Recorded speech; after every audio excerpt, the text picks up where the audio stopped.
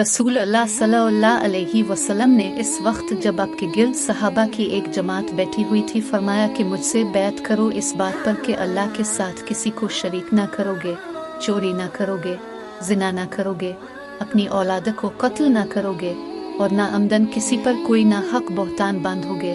اور کسی بھی اچھی بات میں اللہ کی نافرمانی نہ کرو گے۔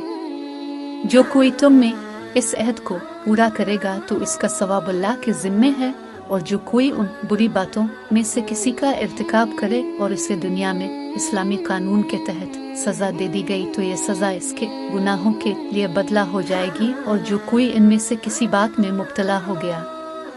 اور اللہ نے اس کے گناہ کو چھپا لیا تو پھر اس کا معاملہ اللہ کے حوالے ہے، اگر چاہے معاف کرے اور اگر چاہے سزا دی دے۔ عبادے کہتے ہیں کہ پھر ہم سب نے ان سب باتوں پر آپ صلی اللہ علیہ وسلم سے بیعت کر لی۔ صحیح بخاری حدیث نمبر 18۔